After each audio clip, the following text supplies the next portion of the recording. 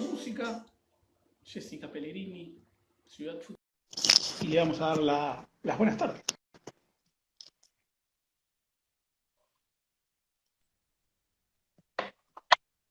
Jessica, ¿cómo andás? ¿Cómo va? ¿Todo bien, vos? Muy bien, muy bien. Me alegro. Bueno, vos sabés que estaba justamente, y salió y es pan caliente lo que estaba escuchando antes que te conectes, un tema que se llama Abuela, de Raúl Porchetto, lanzamiento hoy, va a formar parte de la película de las abuelas de Plaza de Mayo. Y vos Mira, fuiste representante legal de organismos de derechos humanos, estás en la Comisión de Derechos Humanos. Eh, ¿Cómo influyó toda esa temática en lo que hoy sos vos, tanto como profesional, como concejala y en tu persona? bueno, mira, yo partamos de la base de que si bien no soy hija ni nieta de desaparecido, desaparecida, nací en el 78, crecí con, digamos, cuando asomé a la adolescencia y a la juventud, eh, crecí con esa sensación de que había 30.000 personas que habían sido desaparecidas, secuestradas, asesinadas, y que no entendía cómo había una normalidad en el entorno de nuestras vidas, con esa tragedia en nuestras espaldas. Y bueno, asomé a la adolescencia y más en los 90, en plena etapa de impunidad de los indultos, veníamos de la obediencia de vida, del punto final, pero también del nunca más, y tomé con 12 años ese informe, el libro en la casa de mi abuela, y es como que todo eso inevitablemente también genera y generó en nuestra generación como un sentido de, bueno, algo con esto hay que hacer, no puede ser que eh, incluso ante ese atisbo de justicia que fue el juicio a la Junta, la causa 13, que se había interrumpido abruptamente con los indultos y demás, había una sensación de que había por hacer, y bueno, ni hablar que con la existencia de las madres, las abuelas, los escraches de hijos, todo eso en plena etapa de los años 90 generaba una sensación de que había que comprometerse, por lo menos eso es lo que yo sentí, Mm. y bueno, y así transité la universidad y así eh, fui en las primeras marchas, en mis primeras marchas, sintiendo que era un camino, que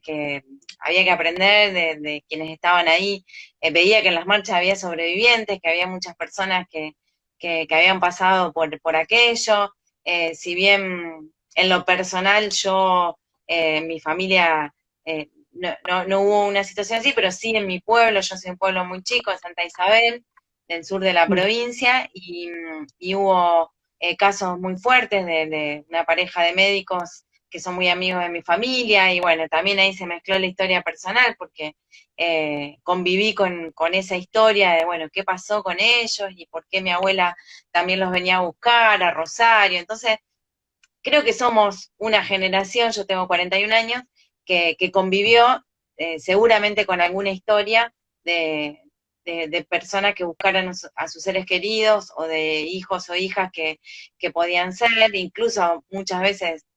también dudé de mi identidad, digo, seré, o sea, por la edad, por el año en que nací, bueno, somos una generación que tiene la obligación de dudar sobre su identidad y que además tiene la obligación de comprometerse, porque somos contemporáneos y contemporáneas, a la búsqueda de memoria de justicia, a las abuelas, a las madres, a los hijos. Un poco todo eso llevó a que, bueno, en la universidad conozca personas que tenían trayectoria en el mundo de los derechos humanos, como Matilde Bruera, como, bueno, ahí conocí a Gabriela Durruti, que es mi compañera y mi maestra inseparable en todo este tema, con Gonzalo Estara, bueno, con todo un grupo de gente que estaba comprometida en eso, y ahí me sumé a lo que fue la reapertura de las causas en el 2003, 2004, y bueno, y ahí, de ahí en adelante, en todos los juicios de lesa humanidad en Rosario y en la provincia, también estuvimos en la causa Bruce en Santa Fe. Jessy, ya vamos a volver a tus inicios, a tu etapa universitaria. Hoy por hoy estamos viviendo una etapa que ya ni sabemos cuánto tiempo va, creo que van 250, no sé, ya nos perdimos. No sabemos si es viernes, sábado, ¿viste? ¿Cómo te tomó a vos en cuanto al trabajo? Porque ustedes necesitan mucho del campo, de estar en campo de juego, digamos. ¿Y cómo se amoldó el Consejo? Porque fue de los primeros lugares legislativos que tomaron esta marcha de ir con el Zoom y ponerle el pecho a lo que estaba pasando. Sí, bueno, desde un primer momento en el Consejo hubo un acuerdo generalizado en, bueno, por supuesto en respetar la situación sanitaria, en estar con esa prioridad. Sabíamos que estaba en juego la vida, ni más ni menos, el sistema de salud, que había que preparar todo eso para el peor escenario, digamos. Eso fue un consenso y un acuerdo que realmente todas las fuerzas políticas lo sostuvimos, inclusive las fuerzas políticas que después fueron y vinieron en este sentido en relación a las priorizaciones en materia de salud. Perdón, estamos en Sí, casa sí, y harán está los perros y los perfecto. chicos gritan. Bueno, decía que el acuerdo se sostuvo inicialmente de forma muy sólida y ese acuerdo también fue unánime en cuanto a acompañar a los ejecutivos, en este caso al Ejecutivo Municipal, en poder darle todas las herramientas necesarias, presupuestarias, de infraestructuras, de instituciones, de lo que fuere, para poder hacerle frente a esta situación que realmente no sabíamos cómo se iba a desarrollar. Eh, entonces, legislativamente se suspendió el primer mes prácticamente la vía legislativa, no había posibilidad de abordar temas que no fueran estrictamente trabajar junto al Ejecutivo y ponernos a disposición y generar un trabajo muy articulado en los comandos operativos de emergencia y demás, para abordar todas las temáticas, planeamiento, educación, todas las áreas desde un enfoque de, bueno, hay que enfrentar una situación calamitosa a nivel salud. Eso desde el vamos, y bueno, y al margen del funcionamiento legislativo en estos términos de estar trabajando junto al Ejecutivo y a disposición, por supuesto que en la militancia y en nuestro trabajo cotidiano fue apagar todos los incendios, tratar de apagar en conjunto y colectivamente todas las situaciones que se fueron dando, desde personas que habían quedado varadas en otras provincias, desde, bueno, ni que hablar la situación de los alimentos. Nosotros, como sabrás, Ciudad Futura es una máquina de hacer eh, que tiene un despliegue territorial en toda la ciudad y en todos los ámbitos, en el ámbito de la cultura, en el ámbito de la educación, en el ámbito de la producción de alimentos, las compras de alimentos. Bueno, toda esa maquinaria también tuvimos que repensarla y refuncionalizarla, y más, bueno, también volviendo al trabajo institucional, evacuar las demandas cotidianas, que eran muchísimas, de situaciones de distinto tipo, desde todo el tema de los permisos de circulación, actividades permitidas, actividades prohibidas, el trabajo con la fiscalía, las denuncias por violación a la cuarentena, bueno, tema asistencia alimentaria, todo eso fue parte de la agenda muy, muy dinámica del primer mes, diría, Claro. y del segundo, ¿no? Después, ya, bueno, a medida que se fueron rehabilitando actividades y que fuimos volviendo a una pseudo normalidad, y a retomar el trabajo en comisión y el trabajo legislativo propiamente dicho, la virtualidad también tuvo algunas cuestiones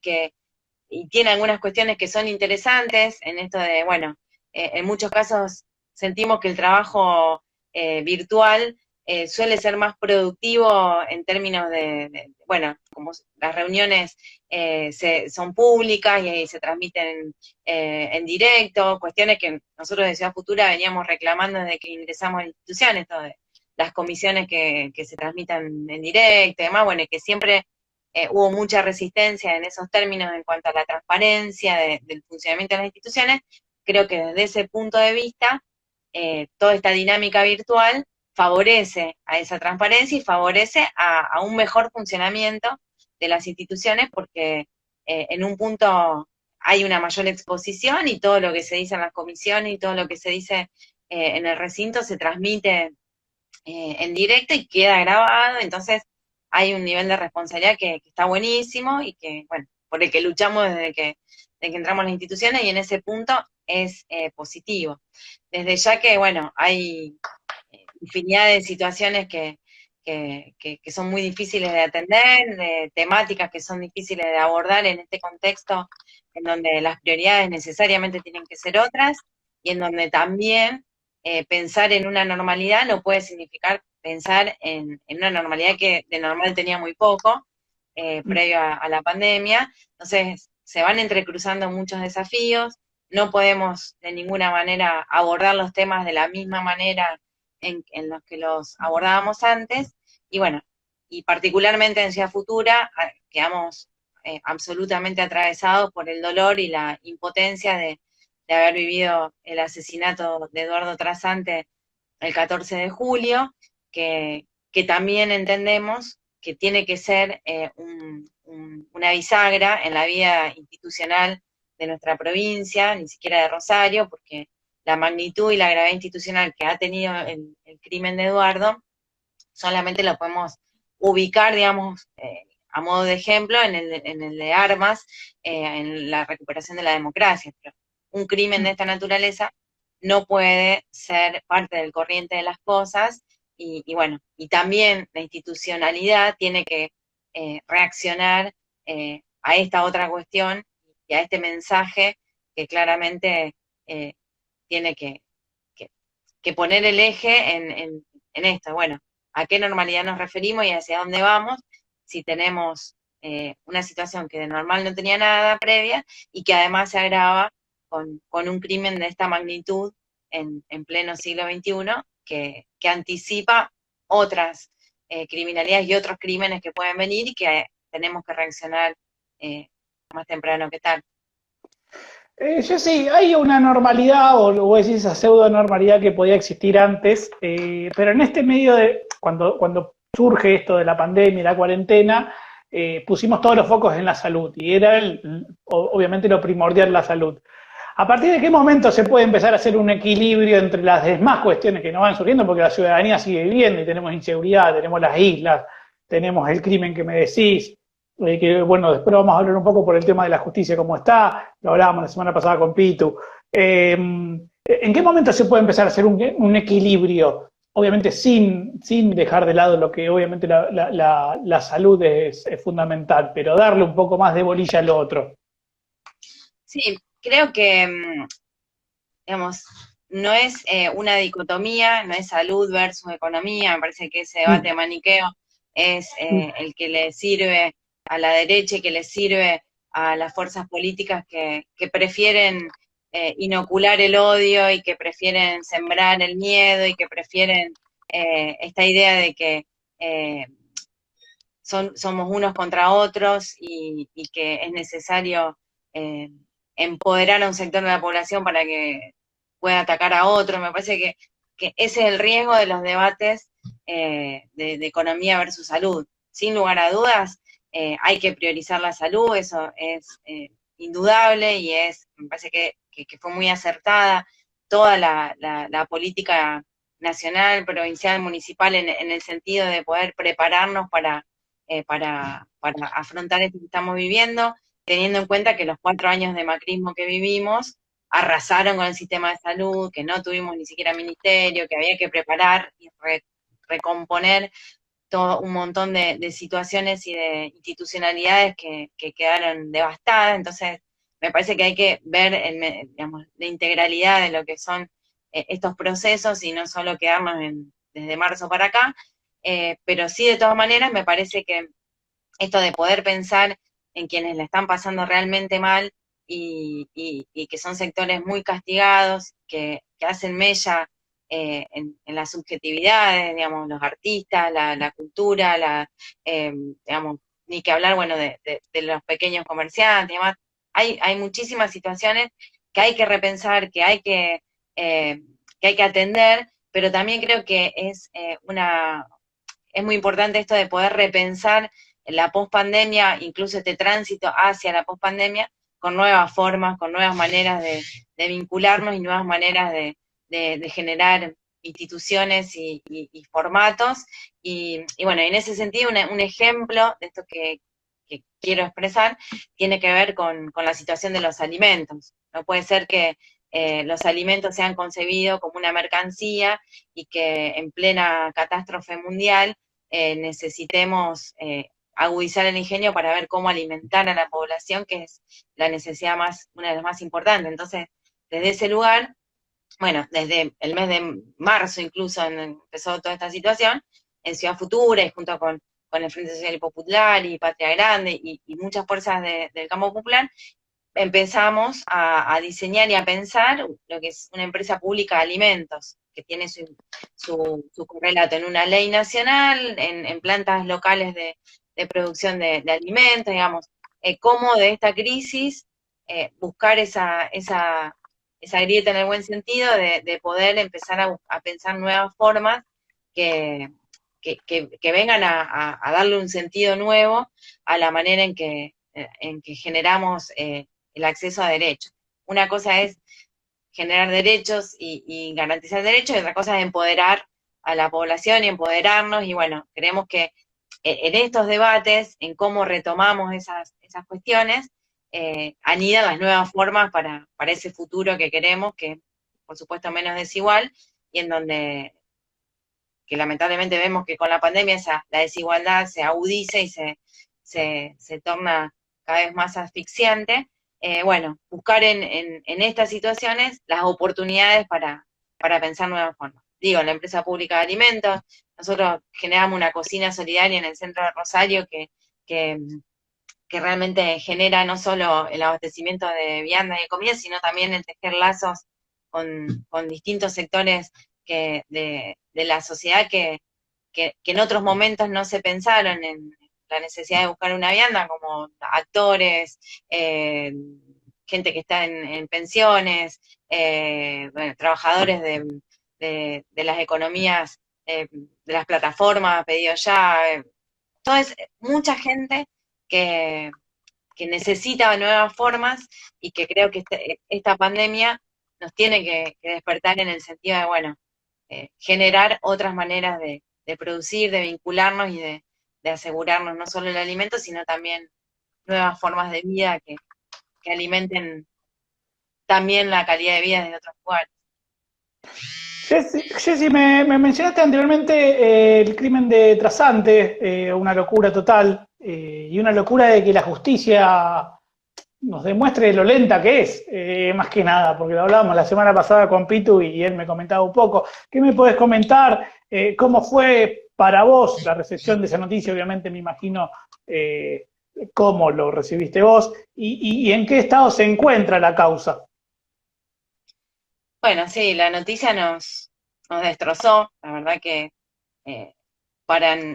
vuelvo a nuestra generación, una generación que luchó por justicia, por los compañeros que no están y demás, tener que luchar por justicia, por alguien que luchaba por justicia con nosotros, realmente es algo que en lo particular, me trastocó, realmente me generó una sensación de que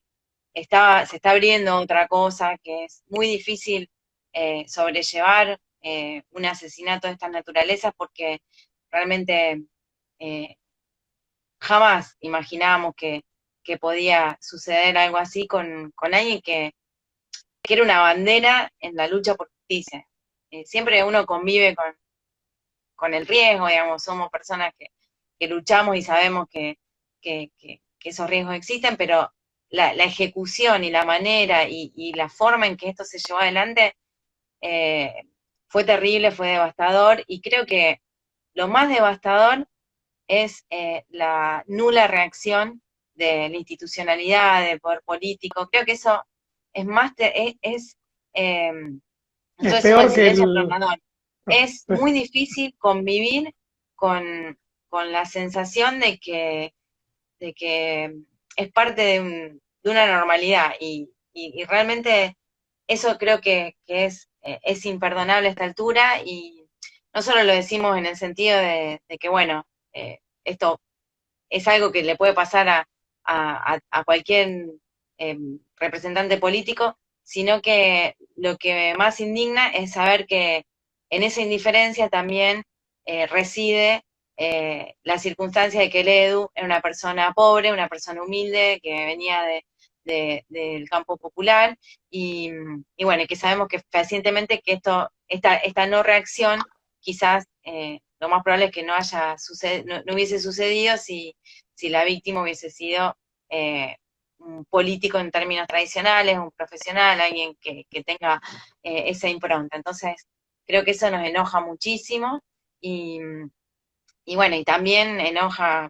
eh, sabemos que sucedió, que el comienzo de la investigación se centró en la familia, se centró en la vida de Eduardo, y eso también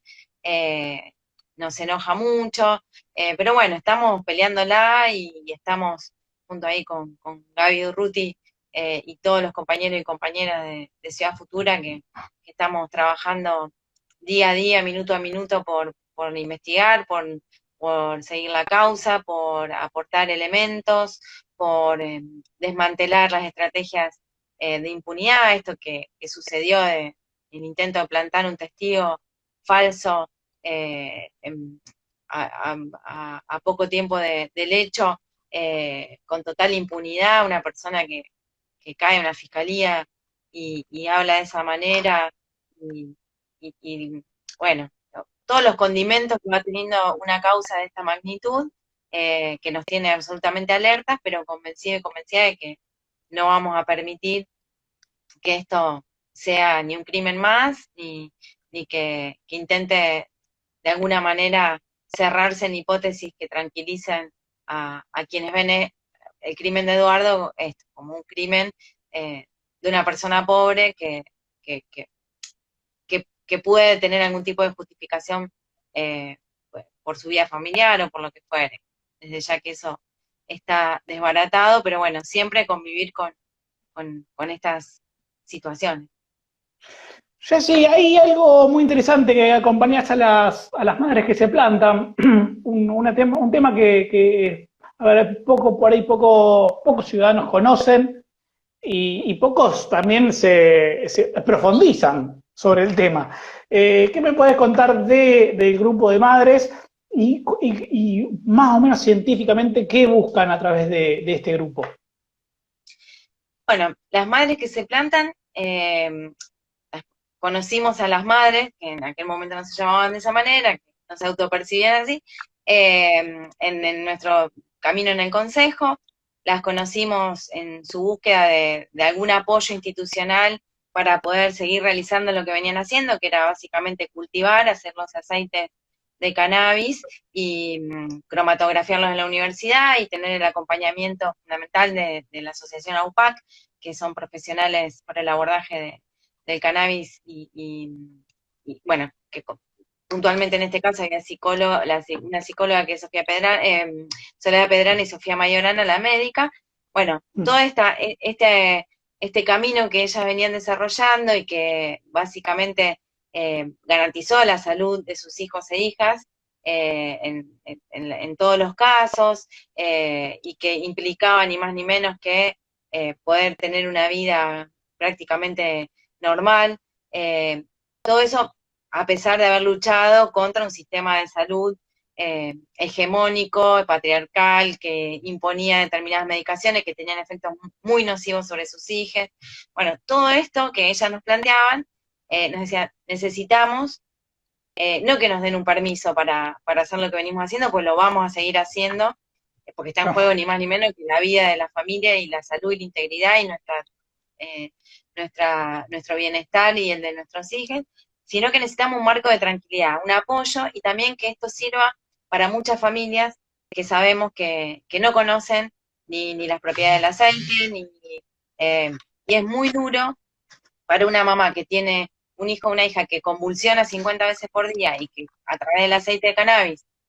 baja las convulsiones a 0 o a 2, digamos, esos son los ejemplos prácticos para entender de qué hablamos cuando hablamos de bienestar y calidad de vida,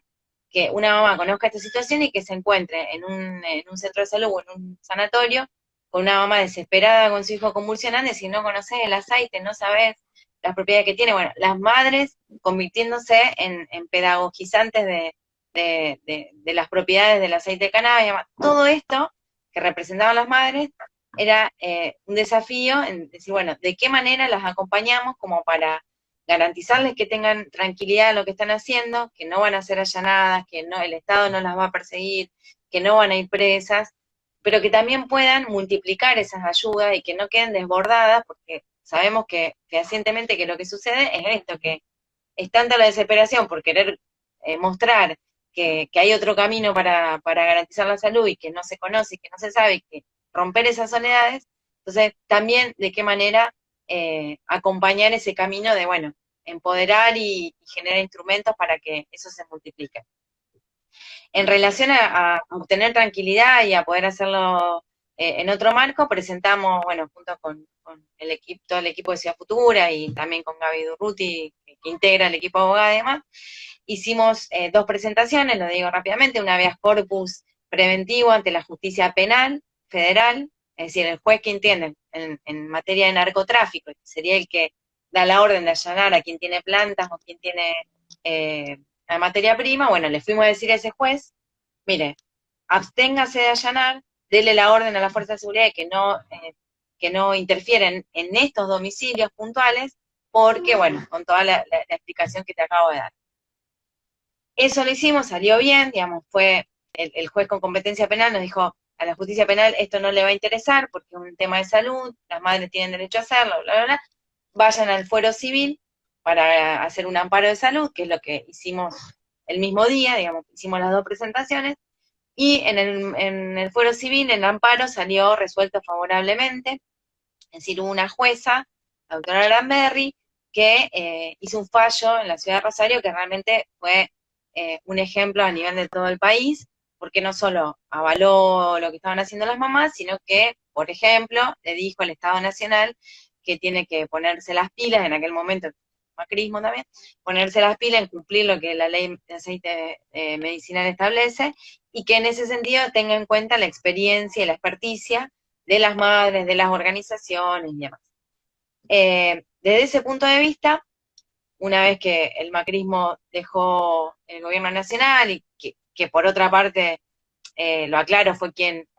apeló el fallo de las madres, nos tuvo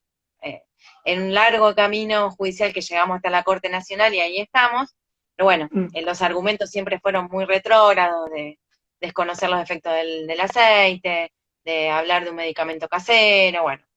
en fin, no me quiero ir muy lejos, pero es muy, muy interesante todo el camino.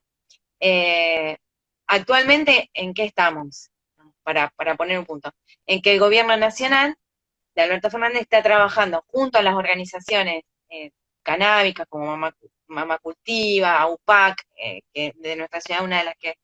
participa en ese proceso, se está trabajando en una nueva reglamentación de la Ley Nacional de Uso Medicinal del Cannabis, superadora a la que en su momento hizo el macrismo, es decir, la ley de uso medicinal salió en pleno macrismo, la reglamentación desnaturalizó la ley, solo la recortó a casos de epilepsia refractaria y a la importación de un aceite estandarizado que es el Charlotte, que contiene solamente CBD y no tiene THC. Entonces, eso no atiende a todas las patologías, o sea, es un universo muy recortado. ¿Qué está haciendo el gobierno nacional? Está trabajando en una nueva reglamentación que suprima aquella del macrismo, la derogue en su totalidad, y que, bueno, amplíe la cantidad de patologías que puedan tener acceso al aceite a través de la ley, que contemple la posibilidad del autocultivo para poder abastecerse, para hacer los aceites, que le dé un lugar a las organizaciones de madres y organizaciones canábicas en la implementación, o sea, un marco muy superador. Con todo este andamiaje, en Rosario, lo que hicimos fue presentar una ordenanza para crear un registro de cultivos para que todas aquellas personas que necesiten aceite o el cannabis en su estado natural, digamos, sin hacer aceite y demás, para el tratamiento de distintas situaciones que hacen a los usos terapéuticos de la planta, que se puedan inscribir, que puedan tener un acompañamiento del Estado, que puedan tener asistencia de médicos, de profesionales, que haya consultorías, que la calidad de los aceites se puede evaluar, digamos, todo eso que hace a democratizar el acceso, el conocimiento y el uso del cannabis en sus distintas formas y que esté acompañado por el Estado y, digamos, transformar la persecución y el desconocimiento en, bueno, acompañamiento y en acceso democrático al cannabis. Jessy, te saco un ratito de la parte pública. Es un trabajo arduo, pesado, que hay que estar todo el día, no tienes un horario de 8 a 8 o de 8 a 5 o de 9 a... Tiene su trabajo, el de ustedes más amplio. ¿Con qué te relajas cuando llegas a tu casa? ¿Con qué te relaja? Bueno, me gusta mucho cocinar, esa es como mi cala tierra. Me gusta ¿Tenés un recuperar. platito? ¿Tenés un platito que vos sabes que te Y salva siempre? hacer pastas caseras es mi perdición y bueno, y también un poco tener a las abuelas conmigo, o sea, tiene una mezcla de cosas en la parte de la cocina. Después tengo dos hijos, hijes, un hijo y una hija, así que también, nada, estar conectados entre nosotros, en los momentos, digamos, tratar de generar esas cuestiones que son difíciles con la vida que llevamos, de compartir. Pero bueno, sí, básicamente eso. Igualmente yo me cuesta mucho desconectar porque soy militante política y entonces estoy como permanentemente con ansias 24/7. claro, de hablar con compañeros, de estar, digamos, siguiendo distintos temas, o sea, es difícil, no hay límite, no hay un, bueno, estoy en casa, nuestras vidas son así y es la militancia como forma de vida y amamos eso, así que, pero bueno, sí, volviendo a tu pregunta, cuando hay que relajar, cocino, Cocina. harina, huevos, salsa, Sí. tortas, todo lo que tenga que ver con la cocina. Genial. Te veo muchos libros allá de fondo. sos Sí. sos de leer mucho. ¿Qué temas te gustan? Sí, me gusta mucho escuchar música y leer, las dos cosas. Eh, bueno, todo lo que tengo ahí atrás, la mayor parte me la traje de Cuba, cuando tuve la suerte de poder ir y bueno, y era increíble los libros y la calidad de los libros y lo barato de ellos. Por supuesto que, bueno, historia política, historia, eh, todo lo que tenga que ver con nuestra historia en materia de derechos humanos, sociólogos que nos ayuden a comprender los procesos sociales que ni más ni menos atravesamos en nuestro país. Me gusta mucho también la poesía, me gusta, eh, bueno, eh, novelas cuando se puede, pero en general estamos permanentemente leyendo para cuestiones de la militancia, entonces, Claro. eh, Jessy, y viste la dijiste la cosa. música. Dijiste la música, Ciudad Futura, obviamente hemos pasado todo por el D7. Nosotros en coberturas de recitales y demás cuestiones, también en cultura, artísticas. ¿Qué música te gusta? ¿Qué bandas escuchas? Bueno, soy muy spinetiana, me gusta mucho Spinetta, ah, es a lo que voy y vengo permanentemente, o sea, en los distintos estados de ánimo se cae en Spinetta. Eso sin duda, después, bueno, me gusta, soy muy setentista y muy ochentosa con el rock, bueno, voy siempre para atrás, de Janis Joplin a, qué sé yo, a Patti Smith, bueno, soy muy de esa onda retro. Y después creo que en Rosario, particularmente lo que escucho y me gusta mucho, Juani Fabre, me encanta Juani. Eh, Ahí tenemos artistas que son muy increíbles, el Chula Venega, bueno, hay gente que son compañeros del D7 que realmente nos llenan de orgullo contar con ella. Bueno, a Sofi Mayorana, que la La tenés, nombré Sofi. como la Exactamente. madre, la médica del Amparo, es cuyasa y es una divina y bueno, Muy buena permanentemente banda, ¿eh? y en los Muy vivos buena del banda. D7.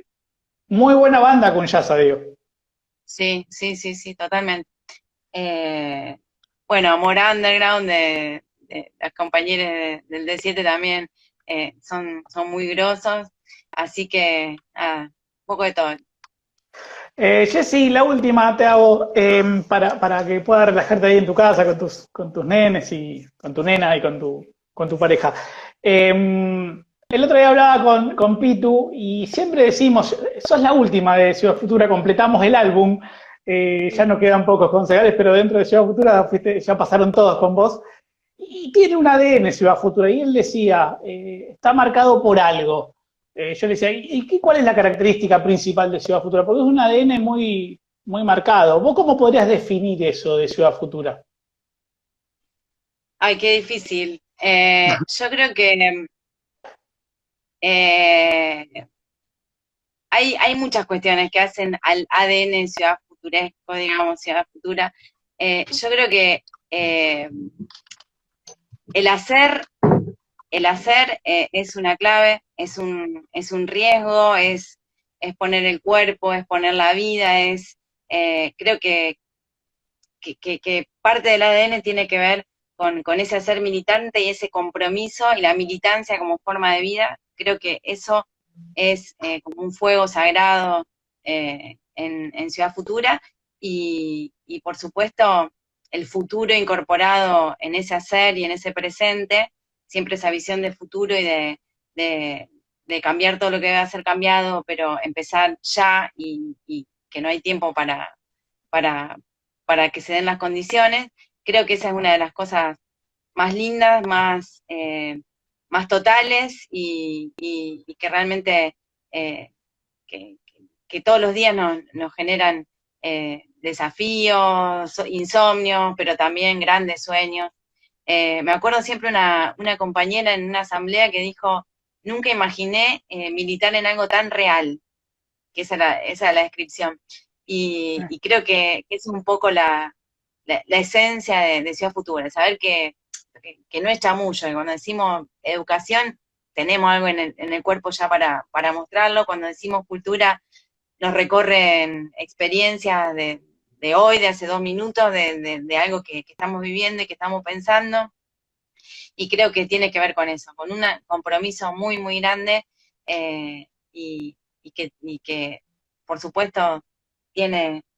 sus raíces muy profundas, muy latinoamericanas, muy de los 30.000 y las 30.000, muy de todos esos sueños, y también tiene un futuro enorme que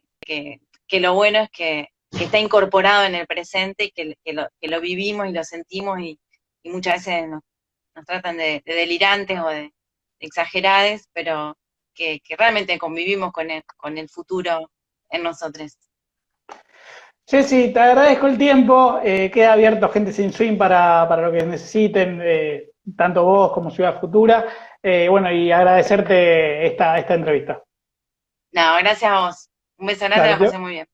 Te mando un beso. Para allá, Jessica Pellegrini, integrante, como decíamos, de Ciudad Futura.